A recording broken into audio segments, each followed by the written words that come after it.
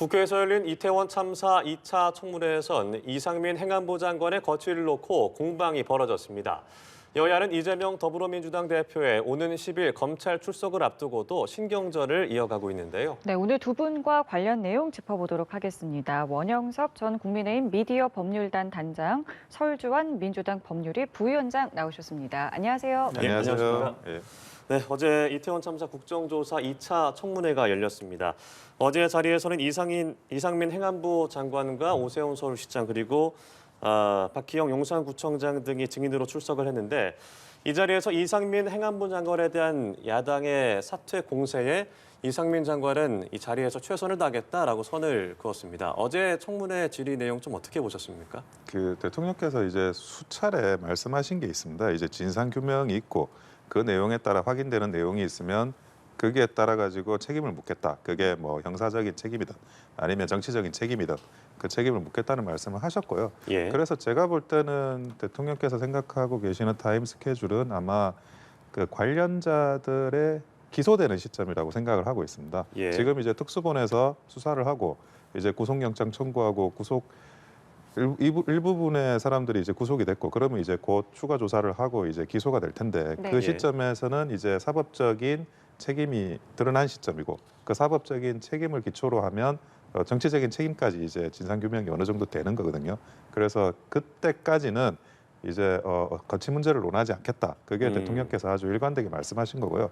그리고 대통령께서 거치를 이야기 안 하시는데 네. 임명을 받으신 장관이 내 거치를 어떻게 하겠다라고 그런 말을 하실 수가 없어요. 그거는 뭐 나는 그만두고 싶은데 대통령께서 그만두지 말라 그래가지고 안 그만둔다 이래버리면 그러면 모든 책임이 대통령한테 돌아가는 거고 일단은 뭐 어느 정도 시점에서는 책임을 어떻게 질 거냐에 대한 부분이 명확하게 드러날 것 같아요. 그러면 그때 가가지고 이제 책임 거치 문제는 논의될 거고 다만 그 시점이 있기 전에 장관이 함부로 자기 거치를 이야기해서는 안 됩니다. 그래가지고 그 연장의 차원에서 이상민 장관은 이런 말씀을 하시는 거라 봅니다. 네, 이 사법적인 책임이 드러나거나 이 윤석열 대통령의 언급이 있어야만 사퇴 의사를 밝힐 수 있을 것이다라고 말씀을 해주셨는데 어제 청문회에서 이상민 장관이 이 유가족에게 90도로 인사를 하기도 했습니다. 참사가 벌어진 지 사실 두 달이 넘은 시점이어서 좀 늦지 않았냐라는 지적이 있었는데 어제 청문회 어떻게 보셨습니까? 네, 일단 많이 늦었지만 그나마 사과라도 이전과는 좀 다른 태도를 보여주신 점에서는 상당히 좀 긍정적으로 평가를 합니다. 예. 다만 거치에 대한 문제에 있어서도 오히려 이런 부분들이 전국을 경색으로 지금 몰아가는 어떤 요인이 되는 것은 아닌가라는 생각이 들어요. 당초에 이 12구 이태원 참사가 일어났을 때부터 어떤 이상민 장관의 어떤 뭐 법적인 책임 예를 들어서 사법적인 책임을 묻기는 힘들 수도 있죠. 당연히 행안부 장관으로서 어떤 본인의 과실이 있을지라도 이것이 어떤 그 희생자들의 사망과의 인과관계가 있을 것이냐라는 부분은 또 따져봐야 되는 부분인데 그건 찾기가 쉽지는 않을 것이고 어차피 정무적 책임을 묻는 거였어요. 예. 야당에서도 묻는 것, 민주당에서도 묻는 것은 어떤 정무적 책임을 바라는 것이지 사법적 책임을 져라 이런 내용은 아니었거든요. 그렇다고 한다면 지금 어저께 저는 청문회에서 상당히 좀 유의미한 그래도 어떤 결과가 나왔다고 생각합니다. 그러니까 영예인 의원과 조홍천 의원의 질의를 통해서 어떤 재난안전관리법상의 시행령을 어떤 지금 중대본부 어떤 재난안전 어떤 지정기관 어떤 이 주무기관을 정했느냐 이 부분에 대해서도 어저께 이상민 장관이 정하지 않았다라고 했다가 또 불과 몇 분 뒤에 다시 정했다 이런 말이 오락가락한 면도 있거든요. 그리고 예. 긴급 조치 의무를 행하느냐 이런 부분에 있어서도 행하지 않았다는 부분에 대해서 유의미한 결과 답변이 나왔어요. 저는 이렇다고 한다면 민주당으로서는 이제는 탄핵으로 가는 수밖에 없다. 그러니까 지금 이상민 장관의 거취에 대해서 예를 들어서 대통령께서 1월 말이라든지 아니면 조만간에 곧 개각이 있을 것이다라고 말씀하셨으면 이 부분에 대해서 민주당으로서 더 이상 얘기하기 좀 힘든 부분이 있는데 개각은 없을 것이다. 분명히 말씀하셨기 때문에 민주당으로서는 이러한 참사를 놔두고 어떤 정치적 책임을 묻지 않는 정부에 대해서는 국회의 권한을 행사할 수밖에 없는 상황이 되지 않겠느냐라고 한번 예상을 해봅니다.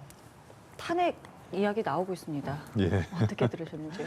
아니 일전에 이제 해임 건의할 때만 하더라도 이 해임 건의 받아들이지 않으면 바로 탄핵할 것처럼 말씀하시더니 이제는 아직까지도 탄핵하지 않고 탄핵할 수 있어만 한 달째 계속 하시는 것 같아요. 민주당에서는. 그런데 조홍천 의원만 하더라도 이 부분에 대해서 이제 정확한 지적을 하셨는데 탄핵안을 헌법재판소에 올려가지고 기각되면 어떡할 거냐. 여기에 대한 정무적인 대응 방안이 있느냐.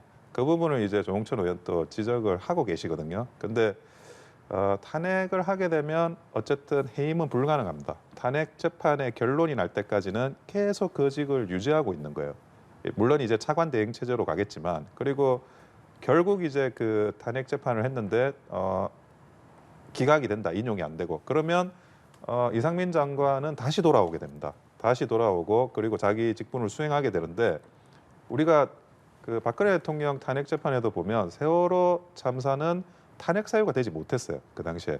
그런데 그 판례를 전례를 보면 제가 볼 때는 이번 이상민 장관을 탄핵 소추한다고 하더라도 헌법재판소에서 탄핵이 인용될 가능성은 굉장히 낮아요. 전례를 볼 때. 그러면 이상민 장관이 지금은 행안부 장관으로서 대통령의 측근으로서 실세 장관으로 통하지만 탄핵 소추에도 살아서 돌아온 이상민 장관은 이제부터는 정치적으로 무게감이 굉장히 커진 상태로 돌아오게 됩니다.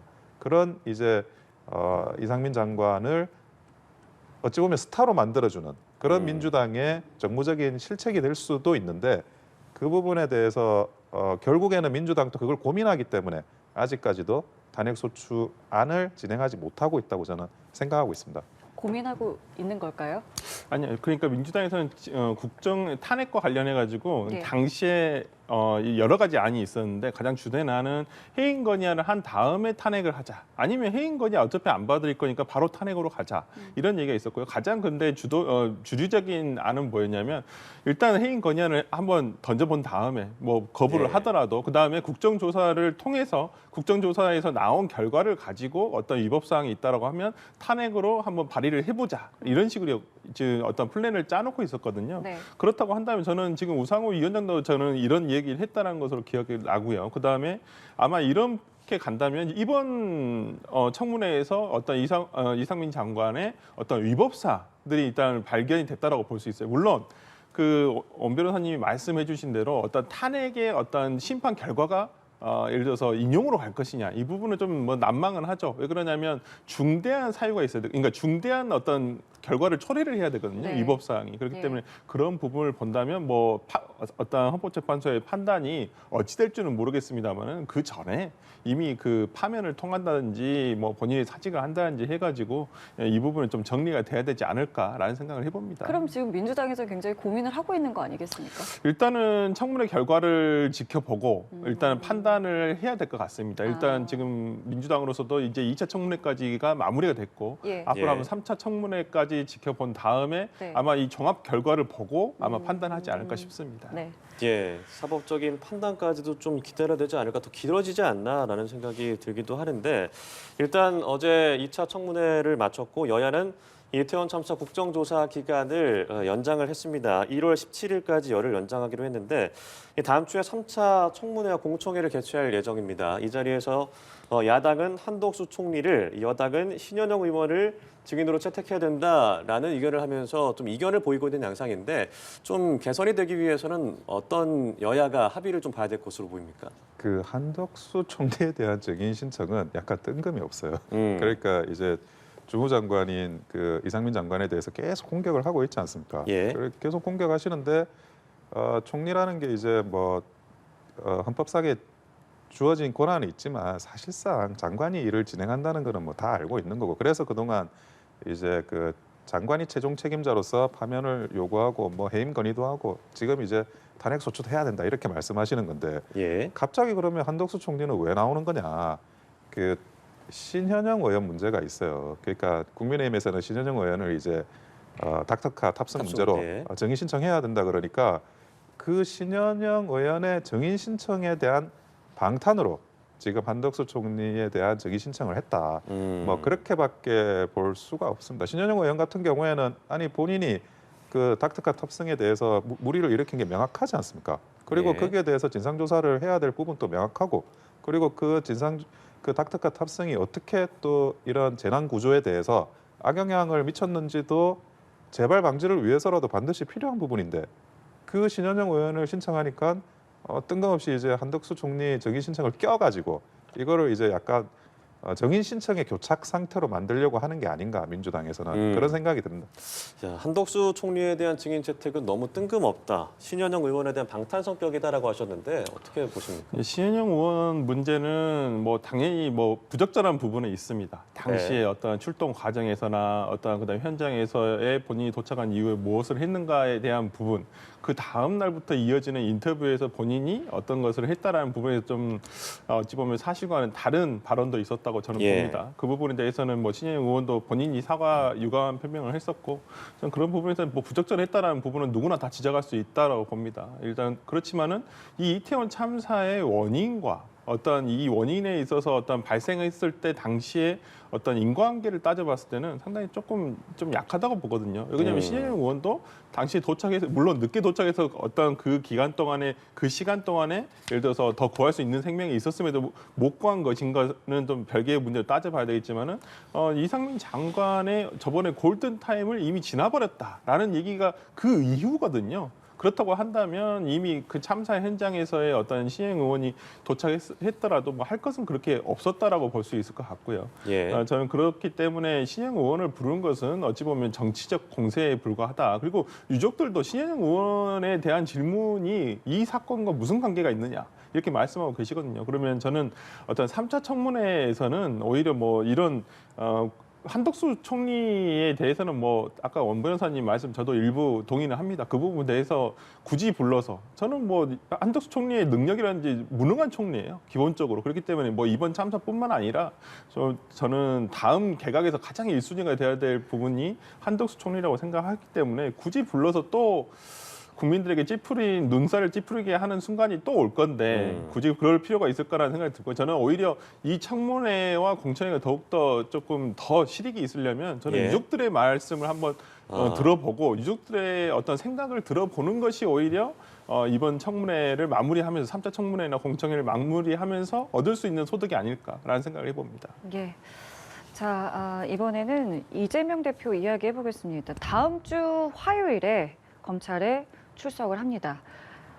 참 많은 이야기를 저희가 여기에 대해서 나눴었잖아요. 일단은 출석을 하게 됐는데 쟁점을 좀 살짝 정리를 해볼까요? 제3자 뇌물공여 혐의로 이제 피의자 신분으로 나가게 되는데 정리가 좀 되겠습니까? 그 40억 정도 이제 후원금이 있고 거기에 대해서 용적률을 올려주는 그런 이제 처분을 한 거 가지고 지금 이제 수사를 받게 되셨는데요. 제가 볼 때 이렇습니다. 그 야당 당수를 수사를 하고 이러는 게 뭐 구속하고 기소하는 게 전례가 있는 일이냐 이런 이야기를 이제 민주당에서도 하시는데 그 이상의 치밀한 조사를 했을 거라고 저는 생각을 하고 있습니다. 당연히 야당 당수를 조사하는 거 간단치 않죠. 뭐 정치 탄압이냐 이렇게 말씀하실 수도 있고 하지만 그럼에도 불구하고 그 야당 당수를 이제 그 소환 조사를 할 때는 그냥 괜히 한번 불러보는 식으로 했을 리는 만무하고 치밀한 조사와 자료와 그리고 이제 그동안에 이제 뭐 진술만으로 할 수 있느냐 그렇게 이야기를 했던 많은 어찌 보면 변명들이 그걸 극복하는 자료들과 함께 이재명 대표한테 제출이 될 거라고 생각을 하고 있어요. 저는 1월 10일이라는 날짜도 그 어떤 정치적인 어떤 고려 속에서 잡았는지는 모르겠지만 보통 이제 소환 조사를 하면 구속영장을 소환 끝나고 하는 게 왕왕 있습니다. 그러면 이제 구속영장을 청구하게 되면 그때 이제 체포동의안이 다시 한번 그 상정될 수가 있어요. 그래서 그런 여러 가지 상황들까지 다 검토하고 생각을 해보고 아마 그 날짜는 잡으신 것 같은데 그렇게 간단한 변명으로 빠져나갈 수 없는 조사가 될 거다. 그렇게 봅니다. 검찰은 모든 거를 예상했고 자신감도 있다라는 말씀이신데요. 네, 뭐 이미 예를 들어서 지금 검찰에서 이 성남 FC와 관련한 어떤 사건들의 공범들이라고 지칭하는, 그러니까 이미 그 네이버라든지 두산건설 관계자들은 이미 기소가 됐어요. 불구속 기소가 돼서 이미 재판에 들어가 있고요. 그리고 그분들의 어떤 공소장에 보면 이미 피의자로 적시를 했어요. 이재명 그 당대표와 이제 정진상 실장 같은 경우에는. 그렇기 때문에 뭐 예견된 수순이라고 볼 수 있을 것 같고요. 진술 증거 외에 다른 것이 있어야 될 것입니다. 반드시. 저는 그렇게 검찰이 준비를 하지 않으면 오히려 본인들의 역풍을 맞을 확률이 높아요. 검찰의 수사에 대해서 과연 이 사람들의 진술만 있을 것이냐. 그리고 이제 이 사건에서 제3자 뇌물이란 것이 이제 뇌물이 무엇이냐. 라는 거에 대해서 이제 따져봤을 때 그게 이제 검찰이 지금 주장하고 있는 것은 정치적 이득이다. 어떤 정치적 이득이냐? 당시 성남시장으로서 재선을 하려고 했던 어떤 본인의 어떤 그 득표를 하기 위한 어떤 정치적 이득이다라고 지금 주장을 하고 있거든요. 그렇다고 한다면 어느 시장이나 어느 지자체 시장이나 자기 자신이 다음 선거에서 이기기 위해서 정치를 합니다. 행정도 하는 것이고, 그다음 그게 시민을 위한 것이라면 시민을 위한 것이고, 그게 본인만을 위한 것이라고 볼 수는 없을 것입니다. 그렇지만은 이 부분에 대해서 과연 그러면 당시에 아까 말씀해 주셨듯이 예를 들어서 용도 변경한 것과 이것과의 어떤 상관관계가 있을 것이냐. 그 다음에 예를 들어서 성남 FC에 대한 후원금, 광고비죠. 후원금이 아니라 광고비를 유치를 했는데 그러면 FC가 그런 유치 단계 과정에서 그 액수와 그러면 다른 시민 구단에서의 비슷한 액수가 있었는지 당시 기준을 놓고 판단을 그렇죠. 해보면 저는 이 액수가 만약 과다하다. 아니면 뭐 평균치다 이런 걸 기준을 가지고 이것이 뇌물일 수 있는 것인가 없는 것인가 이런 걸 따져볼 수 있을 거라고 생각하거든요. 저는 그러면 이재명 당 대표가 이제 이 조사에 응해서 당시에는 이러이러한 내용이 있었고, 그러니까 객관적으로 아주 명백하게 반하는 내용에 대해서는 본인이 적극적으로 소명을 할 것이고요. 그렇지만 법률적으로 판단이 돼야 될 부분이 있어요. 이 부분에 대해서는 굳이 적극적으로 얘기할 필요가 없죠. 그건 어차피 법정에서 다시 한번 얘기를 해야 되는 부분이기 때문에 검찰도 아마 그런 부분을 다 예상하고 소환 조사를 하는 거 아닐까 싶습니다. 이 야당의 당대표가 검찰 포토라인에 서느냐 여부도 관심을 모으고 있는데 실제로 포토라인에 서게 될지 그러면 이제 누구와 동행을 하고 어떤 메시지를 낼지도 궁금한데 어떻게 좀 예상하십니까? 일단 지금 저는 당당하게 조사에 응하겠다라고 말씀하셨기 때문에 일단 포토라인에는 아마 포토라인 자체는 없어졌습니다만은 지금은 아마 그래도 이제 공개적인 출석을 하지 않을까라는 생각을 하고요. 거기서 아마 본인의 어쩌면 저번에 이제 정진상 실장이 그 영장 실질 심사할 때 출석을 할 때 조그만 간단한 성명서를 발표를 했었어요. 그와 같은 어떤 간단한 본인의 어떤 입장을 얘기하실 부분이 있을 것이다. 물론 이제까지 너무나 이게 뭐 처음 수사가 되는 것이 아니기 때문에 이것과 관련해가지고 또 얘기를 하는 것이 오히려 뭐 본인에게 불리할 수도 있죠. 이게 입장문을 또 얘기한다는 것이. 그렇지만은 뭐 언론적인 얘기를 하고 뭐 들어가서 이제 검찰 조사에 뭐 응하지 않을까. 그리고 검찰 조사가 굉장히 길어지겠죠. 당연히 이 부분에 대해서 그날 제가 볼 때 야간까지 이어지지 않을까라는 생각을 해보는데 아마 그날 조사를 하고 오면 제가 봤을 때 어느 정도 소명이 되겠지만은 그렇더라도 기소가 되는 것은 뭐 명확하다라고 보고 있습니다. 기소가 되는 것은 명확하다라고 하셨습니다. 자, 그와 관련해서 민주당이 이 1월 임시국회를 단독으로 소집을 했습니다. 그 시점에 대해서 10일에 이재명 대표가 검찰 조사를 받고 앞서도 언급하셨지만 구속 수사를 받게 될지 여부가 결정이 될 텐데 체포동의안까지 생각을 한다면 국민의힘 입장에서는 방탄 국회가 아니냐라는 비판이 있습니다. 저희가 볼 때, 그러니까 국민의힘이 볼 때는 그냥 방탄국회죠.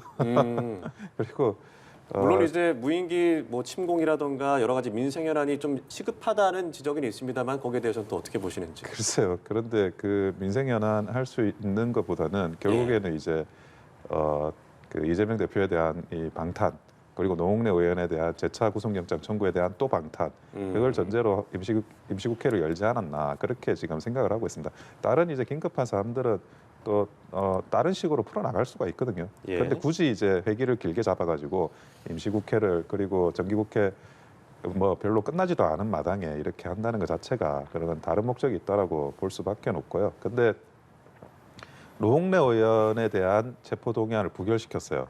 그리고 나서 민주당의 지지율이 국민의힘과 크로스가 돼버렸습니다. 그러니까 실제로 체포동의안을 바라보고 있는 국회의원의 면책특권을 바라보고 있는 그 국민들의 심리라는 게 굉장히 부정적이에요. 그리고 그게 바로 그냥 며칠 있다가 여론조사에서 지지율의 하락으로 나타났거든요. 그런데 지금 이제 이재명 대표에 대해서 그 체포동의안을 부결한다. 그러면 이제 2번 연속하는 거예요. 이 2번 연속하는 게 어느 정도 이제 지지율을 하락시킬 건지. 그리고 그 다시 또 노웅래 의원에 대해서 체포동의안을 재청구됐을 때 또 이게 지지율이 하락되는 건 또 어떻게 감내하실 건지 민주당의 입장에서. 그리고 또 한 가지 더 성남 FC 건으로 들어가는 그 구속영장일 거예요 이번에는 아마. 예, 그러면 아직 대장동이 남아 있죠. 그렇죠. 대장동 건에 대한 구속영장은 또 별도로 청구될 수 있어요. 사실관계가 다르기 때문에. 그러면 도대체 몇 번에 그러면 그 체포동의안을 부결할 계획을 가지고 이 임시국회를 만들어 가는지 참 놀라워요. 그러니까 지지율이라는 게 단순히 이제 내년에 총선, 내년 4월에 총선이니까 1년 전에 지금의 지지율이 큰 의미가 없다라고 생각하실 수도 있겠지만 체포동의안을 연속적으로 부결시키는 것은 역사에 남는 일이에요. 이 역사에 남는 일은 1년 뒤에 아마 그 민주당의 총선 전략에 아주 큰 어찌 보면 장애물로 작용이 될 겁니다. 그런데 민주당의 의원들이 그리고 지도부가 이걸 동의하고 진행한다는 거에 대해서 굉장히 의아스럽고 그리고 실제로 그런 동의하는 진정성이 다 정말 의원들한테 가지고 있는 건지 예. 그것도 의구심이 들어요. 예. 뭐 하루빨리 이렇게 이재명 대표를 손절하는 게 민주당의 입장에서도 예. 가장 맞는 말이 아닌가 싶습니다. 이런 생각이 들어요. 그렇기 때문에 이게 그러니까 8일에 종료되고 9일부터 시작이 되기 때문에 네. 방탄이라는 이야기가 나오고 네. 민주당에서는 아니다 얘기하고 있는데 그러면은 이렇게까지 바투게 안 해도 됐던 게 아닐까요? 그러니까 뭐 지금 국민의힘에서 말씀하시는 방탄 프레임인데 기승전 방탄이에요. 근데 한 가지 의문은 하나 있어요. 지금 뭐 소환 조사에 응하지 않은 것은 아니잖아요. 그렇죠. 그렇죠. 근데 방탄이 되려면 뭘 해야 되냐? 구속 영장이 청구가 돼서 영장 실질 심사 가기 전에 체포 동의안이 와야 되는 국회에 와야 돼요. 예. 그러면 저는 물어보고 싶은 게 그러면 국민의힘에서는 검찰에서 구속영장 청구한다는 것을 알고 계시다는 건가요? 그래야지만 말이 되는 거예요. 방탄이 되는 거예요. 영장 청구가. 근데 그거 아무도 모르는데 국민의힘 의원들은 어떻게 아시는지 검찰하고 짜고 얘기하시는 것인지는 모르겠는데 방탄이 되려면 기본적인 전제 사실이 그렇게 돼야 되는데 왜 계속 방탄하시는지. 아니 지금 소환조사 응하고 계시잖아요. 뭐 나중에 당연히 구속 사유가 나온다고 한다면 그 부분에 청구를 하는 거야. 뭐라 하겠습니까? 그 다음에 이제 체포 동의서가 오면 국회에서 이제 민주당이 판단할 문제인데 아니 뭐만 하면 방탄이라 그래서 조금 너무 이제 식상한 거 아닌가라는 생각이 들고요. 지금 북한 무인기 문제라든지 지금 국가에서 지금 예를 들어서 미분양 주택에 대해서 27조를 들여서 지금 매입을 하겠다. 예. 지금 이런 내용들이 나오고 있어요. 그렇다고 한다면 당연히 정부에서는 이런 얘기를 한다고 한다면 당연히 국회에서는 견제를 해야 되기 때문에 이 부분에 대해서 지적을 해야죠. 당연히. 저는 네. 그렇기 때문에 저는 하고 특히나 무인기 문제는 굉장히 문제가 큽니다. 제가 봤을 때는 지금 오히려 저는 이게 어제로 일단락 될 수도 있었다고 봐요. 국방부랑 합참이 잘못했다. 우리들의 미흡했다. 그리고 앞으로 이 부분에 대해서 재발하지 않도록 더욱더 노력을 하겠다라고 하면 끝날 문제였어요. 그런데 갑자기 대통령실과 국민의힘에서 아니 김병주 의원이 어떻게 알았느냐. 우리보다 이거 국방부도 알기도 전에 네가 어떻게 알았느냐. 북과 내통한 거 아니냐. 아니면 군대 내에서 너가 어떤 소스를 받은 거 아니냐. 이런 프레임을 지금 가지고 나오는 거예요. 민주당으로서는 이 부분에 대해서 그렇다고 한다면 어떻게 되는 원인인지 누가 그런 생각을 하게 한 것인지 질의를 하지 않을 수가 없는 상황이 돼버린 거예요. 저는 그렇다고 본다면 당연히 임시국회를 열어서 연장을 해야죠. 그리고 지금 주호영 원내대표도 말씀하시고 있잖아요. 설 이후에는 열 수도 있다라고 했었어요. 네. 그렇다면 설과 지금 1월 10일부터 설까지가 딱 한 일주일 상관입니다. 그렇다면 그 안에 열든 안 열든 그 안에 그러면 지금 검찰에서 구속영장을 청구한다고 뭐 힌트를 받으신 것인지는 모르겠는데 예. 그렇지 않은 이상 아무 문제가 없는 거예요. 당연히 물어봐야 되는 문제고요. 그렇기 때문에 저는 뭐 이렇게 기승전 방탄으로 가는 것은 이제 좀 너무 식상한 프레임 아닌가라는 생각을 해봅니다. 그러니까 8일에 종료되고 9일에 시작되는 거는 어쨌든 지금 이제 시급한 현안 때문에 불가피한 그렇습니다. 선택이었다라고 네. 말씀을 해주셨다면 네. 그러면은 만약에요. 이거 정말 만약에 체포 동의안이 날아왔고 아까 지적하신 거는 이거 날아올 때마다 다 방탄하는 건 좀 당 차원에서 부담이 아니겠느냐라고 네. 이야기를 하셨습니다. 물론 정무적으로 판단을 해봤을 때는 상당히 참 민주당 전체적으로 봤을 때는 리스크가 상당히 높아지는 것이죠. 아까 말씀해 주신 대로 내년 총선 전략도 생각하지 않을 수 없습니다. 이제 그렇죠. 총선이란 게 내년 4월이기는 하지만은 실질적으로는 6개월 전부터 예를 들어서 예비 후보 등록이 그렇죠. 시작된다면 올해부터 막 달아오르죠. 올 연말부터는 거의 내년 총선 체제로 넘어가거든요. 예. 그 전에 근데 그 전까지 지금 이재명 대표에 대한 어떠한 이 검찰 수사라든지 이제 앞으로 이어질 재판 끝나지 않을 것이거든요. 이제 시작이죠. 네, 뭐 이제 시작 단계이기 때문에 그렇다고 한다면 이재명 대표로, 그러니까 이재명 대표 개인으로서의 정치적 입장도 있을 수 있을 것이고요. 그다음 민주당이 이재명 대표와 함께하는 부분에서의 정치적인 어떤 위험을 어떻게 이것을 덜어낼 것인가 네. 이런 문제도 있을 것이고, 그리고 당원들이 판단했을 때 이재명 대표 이후에 어떤 것이 뭐 예를 들어서 체제가 올 수 있을 것인가, 아니면 이재명 대표 체제로 쭉 가는 것이 맞을 것인가. 지금 분위기 어떻습니까? 분위기요. 내부 예. 분위기는 아직까지는 이재명 대표 다음을 생각하고 있지는 않은 것 같습니다. 주류적인 내용들은 다만 뭐 많은 의원들과 당원들이 예를 들어서 이렇게 되면 어떻게 될까? 이 부당한 검찰의 수사에 어떤 대항해서 이재명 대표는 어떻게 할 것인가? 지금 이재명 대표 본인도 굉장히 고심을 많이 하고 있는 것으로 알고 있고요. 그다음에 예. 민주당 내에서도 뭐 정치적 이해 득실에 따라서 어떻게 할 것인가에 대해서는 아직까지는 의견 표명을 바깥으로 하지는 못하고 있는 상황이고, 이게 아마 예를 들어서 기소가 되고 그다음 재판 들어가고 일단 뭐 관련 예를 들어서 측근들의 어떠한 재판 결과가 어떻게 되는가에 따라서 좀 변곡점이 생기지 않을까라는 생각을 예, 해봅니다. 국민의힘 전당대회 후보자 얘기도 좀 나눠볼까 합니다. 자, 최근 나경원 저출산 고령사회 위원회 부위원장이 저출산 대책, 그러니까 자녀 수에 따라서 대출금을 탕감하거나 면제하는 정책 방향을 내놨습니다. 그런데 이례적으로 대통령실에서 정부의 기조와 다르다라고 공개 반박을 했는데 좀 이유가 있겠습니까? 글쎄 대통령실의 공식적인 워딩은 정책적인 이견이지 예. 이게 무슨 정치적인 것이 아니다 이렇게 이제 말씀을 하셨더라고요. 근데 아무도 그렇게 생각하시는 분은 없죠. 예. 자, 이제 윤심 마케팅이 이 클라이막스를 향해서 달리고 있어요. 그게 무슨 말이냐면 도대체 지금 전당대회 후보 중에 대통령께서 심중에 두고 있는 후보는 누구냐? 그 이야기에 대한 끊임없는 뭐 마케팅이 있었잖아요. 그 후보들의 자체 마케팅도 있었고 예. 또 다른 사람들이 그 마음속에 있는 윤심은 이분일 거야라고 하는 그런 이제 세과시 예. 어찌 보면 흘리기 이런 것들이 계속 있었는데 여기에 대해서 이제 그 결론이 나는 시점까지 온 겁니다. 이 결론이 나는 시점이란 건 뭐냐면 지금 이제 그 얼마 전에 김기현 의원이 배현진 의원의 신년 인사회를 예. 가셨잖아요. 예. 그때 의원들도 많이 참석하고 그럼에도 불구하고 배현진 의원의 신년 인사회였는데 사실은 김기현 의원의 출정식이 아닌가 싶을 정도로 그 김기현 의원님은 이제 마이크를 잡고 이야기하고 같이 동석했던 이제 나경원 의원이나 아니면 그 안철수 의원은 마이크를 못 잡으셨죠. 예. 그러니까 김기현 의원님이 이제 당내 의원들한테 많은 어찌 보면 지지를 받고 있으신 건 맞아요. 근데 네. 지금 당내 의원들의 지지를 받고 있음에도 불구하고 이제 보통 1등이 지지층에서 1등이 나경원 의원으로 나오고 예. 2등은 이제 김기현 의원이 김기현 최근에 의원이 나왔더라고요. 최근에 나온 것도 예. 있지만 보통 이제 안철수 의원 정도 나오시는 것 같아요. 네. 자, 그러면 이게 뭐냐? 현역 의원들과 당심이 지금 괴리돼 있는 거예요.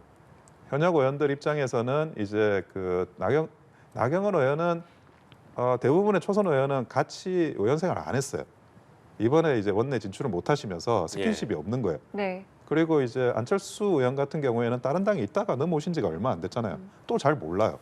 그러면 초선 의원이 한 60% 되는데 그분들 입장에서는 내가 전혀 모르는 당대표보다는 내가 잘 알고 스킨십이 있는 당대표가 또 좋으시다고 생각하실 수 있고 그게 어찌 보면 딱 맞는 분이 김기현 의원이신 거예요. 김기현 의원은 또 실무적으로도 또 많은 주요 업무들을 능숙하게 처리해 오신 경험이 있으시니까. 근데 지금 이제 대통령실에서 그 정책은 대통령실의 정책이 아니다라고 나오면 이제 이 사인은 대통령께서 사인을 보내신 거가 이런 생각을 할 수가 있죠. 예. 그렇죠. 그런데 자 이제부터 여론조사가 나올 겁니다. 여론조사가 이제 나올 텐데 그 여론조사가 지금의 이런 몇 가지 사정에도 불구하고 예를 들어 뭐 나경원 의원이 1등으로 계속 나온다. 그러면 그 상황을 버틸 수 있는 현역 의원이 얼마 없어요.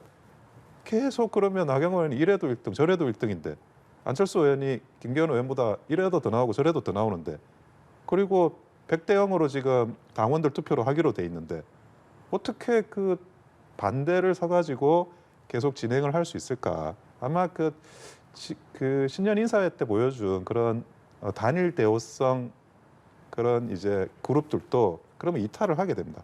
심지어 그 대통령실도 마찬가지예요.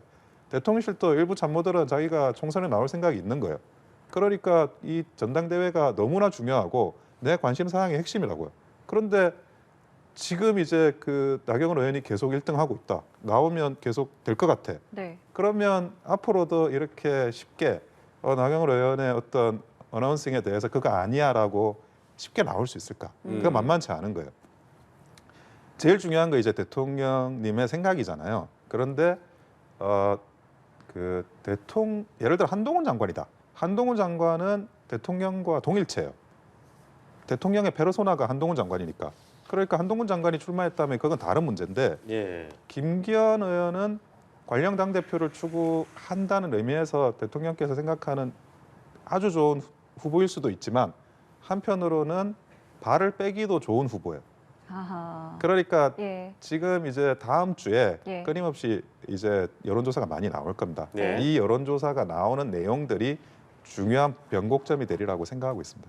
예, 알겠습니다. 오늘 시간 관계상 두 분과의 이야기는 여기서 마무리 짓겠습니다. 지금까지 원영석 전 국민의힘 미디어 법률단 단장, 설주환 민주당 법률위 부위원장과 함께했습니다. 고맙습니다. 예, 고맙습니다.